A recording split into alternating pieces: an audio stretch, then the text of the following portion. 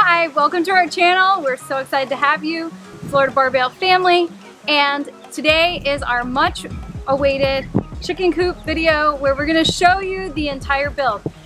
So without further ado, I wanna show you this entire build, and then the next part of this video will be the coop tour, where we show you each and everything that involves the coop. So if you're looking to build a chicken coop, here we go. First, they took 4x4s and Jim made a frame for the base of the coop. He secured it with bolts and then turned it upright so that he could put a floor on the top of it. He screwed the floor in, and this was a thicker plywood so that it would hold plenty of weight because we don't plan to change the litter in the coop very often. Next, they moved this platform out to our chicken house side. They had already dug a footer space and put in cement blocks so that it would be level. Then he began framing the exterior of the coop. Next, we went on to the Enduro roofing. This covered the roof of the entire coop. The coop was covered with this and the vent. It's very easy to cut. It is in fashion. It is an asphalt shingle material. It is solid and corrugated. Then Jim went on to cut a vent window in the back of the coop so that they would get plenty of ventilation. We want our ladies to get plenty of air and yet safe, so this window will be able to close as well. So he and Dave cut it all out, and then Jim sanded the edges very carefully, and then he put a slide in so that this window can be fully closed for safety.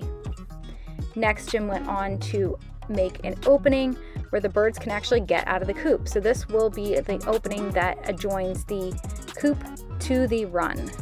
This back is the nesting box area, and here is the interior. Jim is now affixing nesting boxes to the coop, and we will have 4 nesting boxes. This is so that it is a nice space. It's clearer. These are dividers that will go in so that the hens will have a good place to lay. Jim cut these so that each of the spaces will be divided, and then he fixed it on with a back. The inside of the boxes are 12 by 12, just a nice space. This is the back and side view. It really turned out nice, and he is going to put a lid on so that it will be clear of rain. The door closes the whole front of the coop. We are going to put a vent on the back over the egg laying boxes, as well as a vent over the front door of the coop.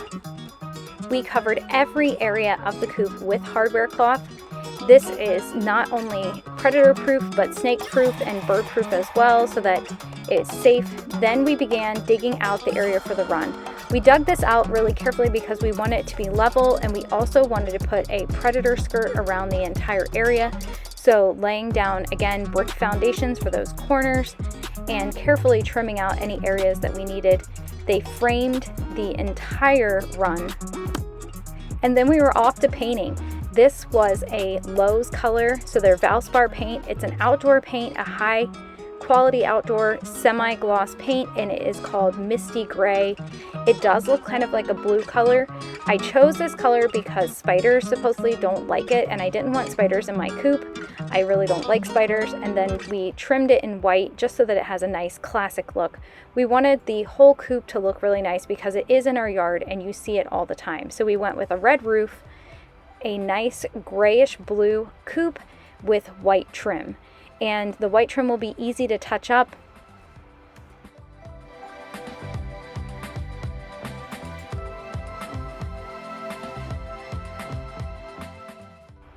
We have 2 large barn hinges on the top and tape for weatherproofing. Eli noticed that the hardware cloth is all up, and the door, he's very excited about the guillotine door. He wants that opened. But the hardware cloth is a big job. It takes a lot of time, as well as the painting. So as we did that, the kids helped a ton to make this job go by quickly.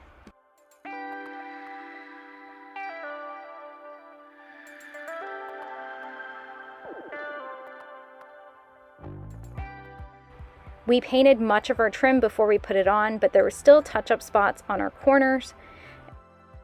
Then it was on to putting the Ondura roofing on the entire run. We want our run all enclosed because we get a lot of rain and it's not good for the birds to be wet all the time, so we put a roof on to keep as much of the water out as we can. That way they have a nice dry home. We put a barn latch with a carabiner. As you can see, the birds already are making themselves at home, and now it's time for them to get a little bigger so that they can actually lay eggs. We decided to put flooring through the entire coop. This was to create a waterproof barrier. These are just press and seal linoleum tiles, but that way we don't have to exchange the litter we can do the deep litter method where the litter stays for a year, and we don't have to worry about the integrity of our coop because we would not want the floor to rot. Finishing up the final details, a 2x3 roosting bar so that our ladies can roost at night, and this was a good height. We did not want to do a shorter one, we want to do one high one so that they all roost together.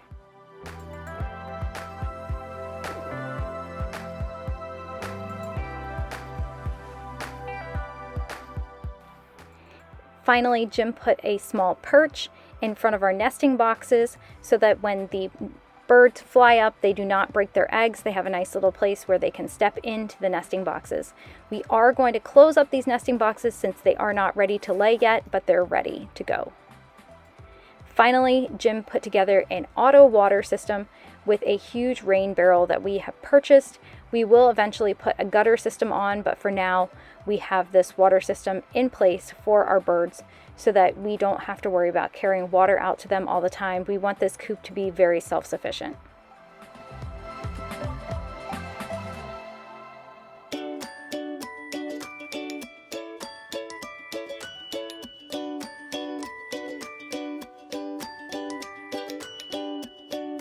Thank you for joining us for the chicken house build. I hope you enjoyed the video. If you did, you can look for the full coop tour.